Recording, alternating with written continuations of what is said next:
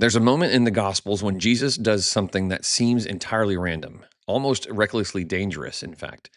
His disciples were dumbfounded by it, the locals were terrified, and while everyone was either scratching their heads or running for the hills, there was one very unlikely man that got it, and it changed his life forever. Here's what happened. Before sunset on the western shore of the Sea of Galilee, Jesus tells his disciples to cross to the other side of the sea. No explanation, no destination briefing, no discussion about what was waiting for them on the other side. Just get in the boat, we're crossing tonight. A storm hits the water so hard that the disciples are convinced they're going to die. And when they finally wake Jesus up in a panic, he's asleep in the stern of the boat on a pillow, unbothered.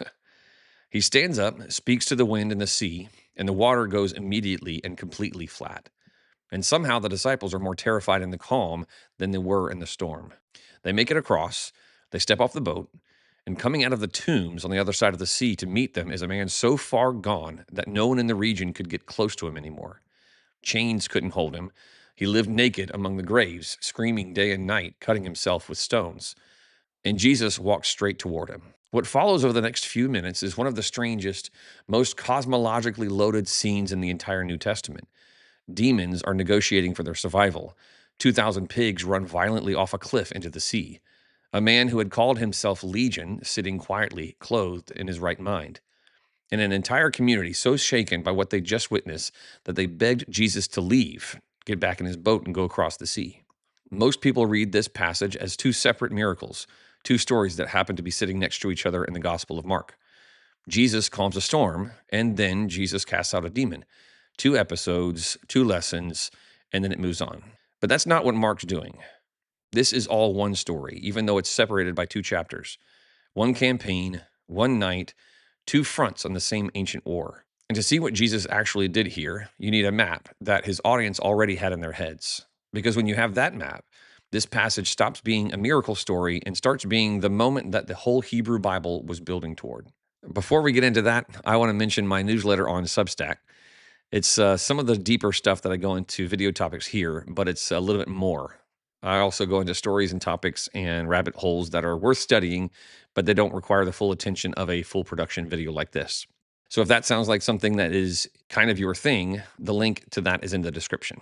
All right, let's get back to the story. Let's build the map first, because this story is very much a story of geography, as much as it is a story of theology. Most people think of the Sea of Galilee like it's just a lake, a body of water in the middle of the ancient Near East where fishermen worked and Jesus taught from boats. That's accurate to a certain extent, but the first century Jewish audience heard this story with a completely different map in their heads. And without that map, nothing that happens in this passage makes the kind of sense that it should. There are three things you need to understand before we get back into the boat with the disciples. The first is a framework from the book of Genesis that your previous Bible teachers probably called the creation account, but is actually something much bigger than that. The second is a passage in Deuteronomy that got quietly changed at some point in history, and the difference matters enormously for everything Jesus is doing in this story. And the third is the specific geography where they're going, and why a Jewish fisherman in the first century would have had a very bad feeling about this trip across the sea. Now, that's a lot of foreshadowing, but let's work through it one thing at a time. Let's start with Genesis chapter 1, verse 2. Before God speaks light into existence, before there's land or sky or anything ordered or inhabitable, the text gives you a picture of what the baseline condition of the earth looks like. And what it looks like is this. You've probably heard these phrases before: formless and void, with darkness over the face of the deep. In Hebrew, that word for deep is tehom. And tehom is not just a poetic word for a lot of water. It's the word the ancient world used for the primordial chaos, the dark, churning, hostile abyss that existed before God began to speak order into creation. If you've already watched my Leviathan video, you already know this. The sea in the biblical imagination is never a neutral place. It's the place where chaos lives, where Leviathan coils, where the forces that oppose God's ordered creation press against the boundaries he set for them. Every time you see the sea in the Hebrew scriptures doing something dramatic, you're watching the ancient chaos push against its limits. And then you look east. On the other side of the Promised Land, past the Jordan River, you have the Arabian Desert. And that desert has its own word in the Hebrew imagination. That word is tohu. It's the same word used in Genesis 1:2 for formless, the wilderness. You could say it's the wasteland, the dry, empty, uncreated space where nothing ordered can survive for long. Israel is the promised land. It was living on a knife's edge between these two chaos fronts. The Tehom, the deep, to the west, the Mediterranean, pressing in from the sea. And then you have the Tohu to the east, the wilderness, pressing in from the desert. Sea chaos on the one side, wilderness chaos on the other. And the people of God were the bubble of order in between, held together by their covenant with Yahweh and constantly threatened from both directions. Now bring that map to the Sea of Galilee. The western shore, where the disciples got in the boat, is Jewish territory. You have Capernaum and synagogues, the familiar world to these Jews. The eastern shore, where Jesus told them to go, sits at the edge of a region called Bashan. And Bashan is where this map gets dark. Now, here's the second thing you need to know. Deuteronomy chapter 32, verse 8. In most of your English Bibles, the verse reads that when God divided the nations, he set their boundaries according to this number of the sons of Israel. But when you look at the oldest manuscripts of Deuteronomy, the ones found in the Dead Sea Scrolls, what you find is a different reading. Not the sons of Israel, it says the sons of God. What Deuteronomy 32 is describing is what happened at Babel when God divided the nations. He didn't simply scatter people across the earth and leave them to their own devices. He assigned each nation to a subordinate divine being, a lesser Elohim, one of the sons of God. And Israel alone he kept as his own inheritance. What this means for the eastern shore of the Sea of Galilee is that the Decapolis, those 10 Gentile cities in the region of Bashan, is not just foreign territory. It's cosmologically occupied territory by the enemy. It belongs to the other Elohim. It's under different management, you could say. And when Jesus says to get in the boat we're crossing tonight, he's not choosing a destination at random. It's not a random event at all. He's deliberately crossing the boundary into the nation's allotment, the enemy's territory.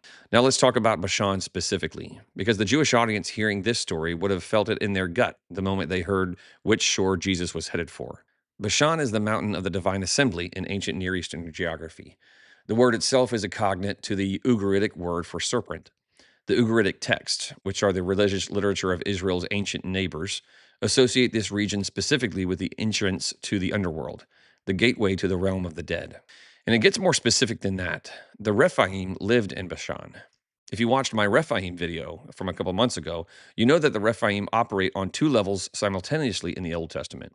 On one level, they're the ancient giant race, the pre-Israelite inhabitants of Canaan who were connected to the Nephilim tradition. Og of Bashan is the last surviving king, and Deuteronomy 3 tells us his iron bed was over 13 feet long. On another level, the Rephaim are the shades of the dead, the spirits of the departed mighty ones who dwell in Sheol. Job 26, verse 5 says the Rephaim tremble under the waters. In the English, it's a little different, but the root word there for the dead is the Rephaim. Psalm 88, verse 10 puts them in direct parallel with the dead. So when the disciples get in that boat and start crossing the sea as the sun is going down, they're not taking a pleasant evening sail to the other side of a lake. In the cosmological imagination of a first century Jewish fisherman, they're crossing the Tehom, the sea chaos, heading toward the Serpent's Mountain, the territory of the dead, the Rephaim's homeland, the allotment of the other Elohim. The geography is terrifying before the storm even starts. And Jesus is the one who told them to go there. So that's the map. And now that you have it, everything that happens next is going to read a completely different story. You can also kind of guess why the fishermen were a little bit more worried than normal when a storm came up. Now, Mark tells us that storm came up on the water so severe that the waves were breaking over the boat and it was filling it with water. These aren't nervous fishermen overreacting to a little chop here. Several of them are professional fishermen who've worked this sea their whole lives. They know the difference between a bad night and a deadly one. And Jesus is asleep. Not resting with one eye open, not sitting quietly in the stern managing his anxiety. He's asleep on a cushion, completely unbothered, while the boat is filling with water and his disciples are convinced they're about to die. They wake him up, and what they say is almost accusatory. They say, "Teacher, do you not care that we are perishing?" Now, I want you to notice something about that scene before we get to what Jesus does next. Because there's another man in the Bible who falls asleep on a ship in a storm. And the contrast between those two stories is not accidental. His name is Jonah. Jonah is running from God, headed in the opposite direction from where God told him to go, and a storm comes up on the water so severe that the sailors are terrified. And Jonah is below deck, fast asleep. The sailors wake him up and beg him to call on his God. And eventually it comes out that Jonah's presence is the reason for the storm itself. His disobedience brought the chaos down on everyone in the boat with him. Jesus is asleep in a boat in a storm heading toward the place God told him to go. His presence doesn't cause the storm. His presence is what ends it. The same posture, the same scene, the exact opposite situation. Jonah's sleep is the sleep of a man running from his assignment. Jesus' sleep is the sleep of a man who has no reason to fear what's happening on the water because he's the one who set the boundaries of the water in the first place. So he stands up, he rebukes the wind, and he says to the sea, "Peace, be still." The word Mark uses for rebukes is epitimeo. And if you've read the Gospel of Mark with any attention at all, you've seen that word before. It's the word Mark uses every single time Jesus casts out a demon. Mark 1, verse 25, Jesus rebukes the unclean spirit in the synagogue, epitimeo. Mark 3:12, he straightly charged the unclean spirits, epitimeo. Mark 9:25, he rebukes the deaf and dumb spirit, epitimeo. And now Mark 4:39, he rebukes the wind and speaks to the sea, same word every time. This rebuking of the sea is not just a physical event. The sea isn't just misbehaving, the sea is resisting. It's the tehom, the chaos frontier, and it's pushing back against the one who is crossing it. And Jesus rebukes it in the same way he rebukes every unclean spirit in this gospel, with a word of authority that the thing on the other end of it has no choice but to obey. And what did the wind do? The wind ceased, and there was a great calm. Not gradually, immediately. The kind of immediate, total calm that has no meteorological explanation and that leaves professional fishermen more terrified after it than they were during the storm, because they were afraid of drowning before, and now they're afraid of something else entirely. They say to each other, "What manner of man is this, that even the wind and the sea obey him?" That's not a casual question. That's not mumbling under your breath. The Greek behind it is megas phobos, a great fear, which is the language the Old Testament uses specifically for encounters with the divine presence. These men aren't mildly unsettled. They're in the grip of the kind of fear that comes over people when they suddenly realize they're in the presence of something that isn't operating within the normal categories of human experience. They were afraid of dying in the storm. That fear they understood. What they're feeling now, they don't have a category for yet. And Mark isn't going to give them one tonight, because the answer to that question, what manner of man is this, is the question the whole gospel is building toward. But the reader who knows the book of Job already has a hint. Let's look at Job 38, verses 8 through 11. God's speaking from the whirlwind like a tornado, and he says this to Job: "Or who shut up the sea with doors when it brake forth, as if it had issued out of the womb, and said, Hitherto shalt thou come, but no further, and here shall thy proud waves be stayed." That's the voice that set the limits of the chaos waters. That's the authority that holds the tehom, the deep, in its place. And in Mark 4, verse 39, that voice just spoke again from the back of the fishing boat on the Sea of Galilee, and the proud waves were stayed immediately. The disciples don't have an answer yet, but the sea does, and it obeyed. Mark doesn't tell us what the disciples said to each other for the rest of that crossing. He doesn't have to. You can imagine the silence, the water flat and glassy around them, the eastern shore getting close in the dark, and nobody asking the obvious question out loud, which is, where exactly are we going and what is over there? And then they land. The moment the boat touches the shore, Mark starts stacking details fast. You see tombs, a man coming out of the tombs, mountains, the wild hillside above them, and somewhere on that hillside is a herd of pigs. He's giving you a theological inventory. He's painting a doctrinal picture. Every single item on that list is a category of ritual impurity in the Jewish imagination, and he's piling them all into the same location at the same time. Tombs, pigs, Gentile territory, wild, uncultivated hillside. Jesus has stepped into the maximum concentration of cosmological uncleanness the Jewish imagination could construct, as far from the Jerusalem temple as it's possible to be in every direction at once. Coming out of the tombs to meet them is a man. Mark tells us no man could bind him, not even with chains, that he'd been bound with fetters and chains many times and had plucked them apart and broken them in pieces, and that no one had the strength to tame him. He was always, night and day, in the mountains and in the tombs, crying and cutting himself with stones. Now, go back to Job, chapter 40 this time. God is speaking to Job about a creature called Behemoth. His bones are as strong pieces of brass. His bones are like bars of iron. He that made him can make his sword to approach him. The theological point is that Behemoth is untamable by anyone except his maker. No human can hold him. No human chains can bind him. No human trap keeps him. And Behemoth doesn't speak. He's brute, inarticulate power. Look at the word tame in Mark's description. No man could tame him. Not just strong, not just dangerous, but untamable, beyond the reach of any human instrument. And the demoniac cries out, kratzo in the Greek, a loud and articulate shriek. He's not reasoning, he's not conversing. He is continuous, unceasing chaos in a human body, in the tombs, in the mountains, day and night, without rest. He is, in the language of Job 40, a behemoth figure, until he sees Jesus. When he sees Jesus, he runs to him. And the word Mark uses for what the man does when he approaches Jesus is proskuneo, the word for worship. The demons inside this man are doing involuntarily what they're theologically required to do in the presence of the one who outranks every power they answer to.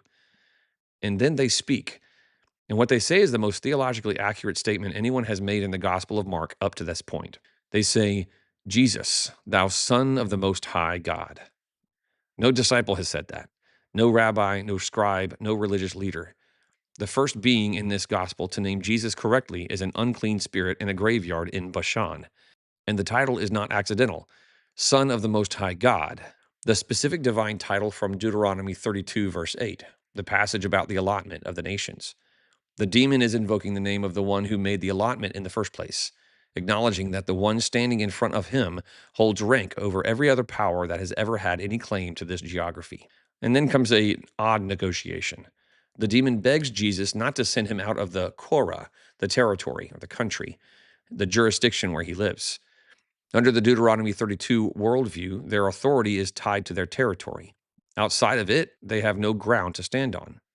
And Luke's account preserves something Mark doesn't emphasize. They also beg him not to send him into the abyssos, the abyss, the prison of the bound watchers awaiting final judgment. It's the place of no return, so they find a third option, the pigs on the hillside. Jesus permits it.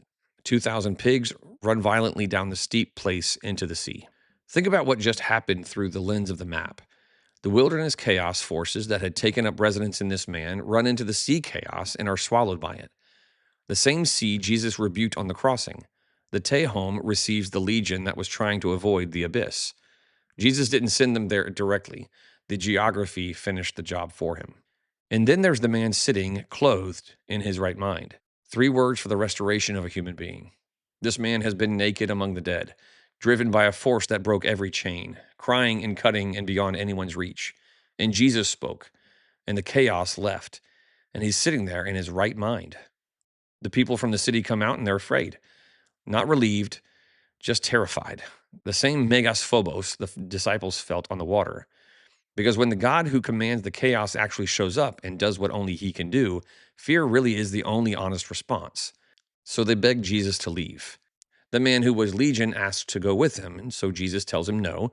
And here's where Mark does something he does nowhere else in the gospel. Throughout Mark, Jesus heals people and tells them to say nothing. The leper, say nothing to any man. The deaf man, tell no one. Scholars call this the messianic secret. That's one of the themes of the Gospel of Mark. But that's not what happens here. Here he says, go home to your friends and tell them how great things the Lord has done for you. The one person the entire Gospel of Mark explicitly commissioned to go and tell is a Gentile, in Gentile territory, in the nation's allotment, in the Korah, the region the demons beg to stay in. He goes and he publishes it throughout Decapolis, and all men marveled. Isn't that a weird twist? That's Psalm 82, verse 8, beginning to happen in real time. God inherited the nations, not with an army, with one restored man and his story. And then Jesus crosses back over, with no chaos this time, which I think is an interesting little detail. Mark 5, verse 21 says simply, when Jesus was passed over again by ship unto the other side, much people gathered unto him. The mission is complete. The world on the other side of the water is not the same as it was the night before. Now I want to step back from the story for a moment and ask the question the disciples were asking on the water. What manner of man is this? Because what just happened in one night on the Sea of Galilee and on the shore of Bashan is not random. It's not two miracles sitting next to each other. It's the answer to a question that the book of Job had been asking for centuries. Most people read Job as a book about suffering, and it is that for sure. But what most people miss is what God actually does when he finally shows up in chapter 38. He doesn't comfort Job in Job's questioning. He doesn't explain Job's suffering. He doesn't offer a theological framework that makes sense of all of it. He takes Job on a tour of the cosmos. He says things like, "Who shut up the sea with doors when it brake forth as if it had issued out of the womb? Who laid the foundations of the earth? Can you bind the Pleiades, the constellations in the sky? Have you entered into the springs of the sea?"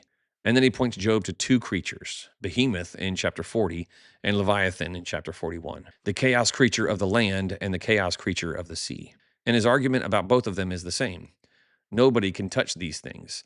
No human being, no lesser power, nothing in creation can tame or bind or negotiate with either of them. Job 41, verse 1 says this: "Canst thou draw out Leviathan with a hook?" It's a rhetorical question because the answer is no. Nobody can. Only the one who made them can. That's the point of the whirlwind speech. The answer to Job's chaos is not an explanation, it's a presence. It's the presence of the one who was there before the chaos existed, who set the limits on it, who holds it in place by his word, and who is the only one whose sword can reach Behemoth. Job 38, verse 11, it says this again: "And said, Hitherto shalt thou come, but no further, and here shall thy proud waves be stayed." That voice, that specific authority, that's the voice that spoke in Mark 4, verse 39, from the back of the fishing boat.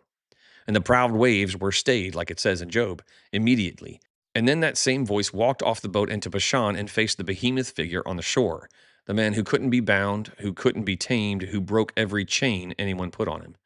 And Job 40, verse 19 says of Behemoth, "He that made him can make his sword to approach unto him." The only weapon that reaches Behemoth is the one wielded by his maker. Jesus speaks, and what no chain has ever held begins immediately to negotiate its exit.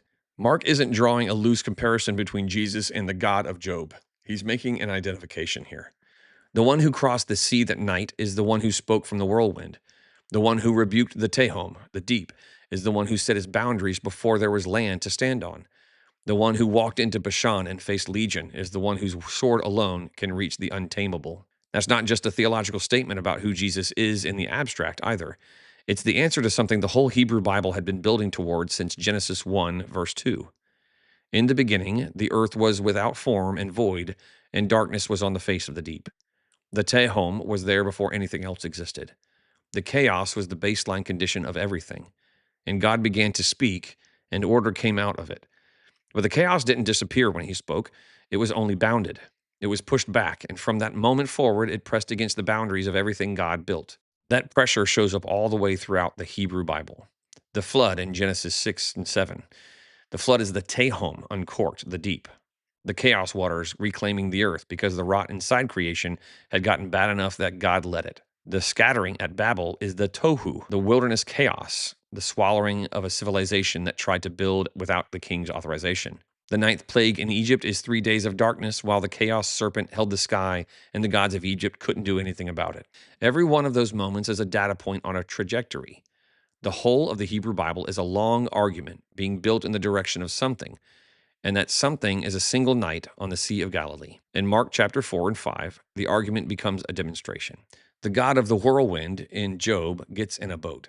He crosses the sea chaos and rebukes it, and it obeys him. He lands on the shore of the dead, in the territory of the serpent's mountain, in the allotment of the foreign Elohim, and he walks straight into the tombs where the behemoth figure is waiting. He speaks.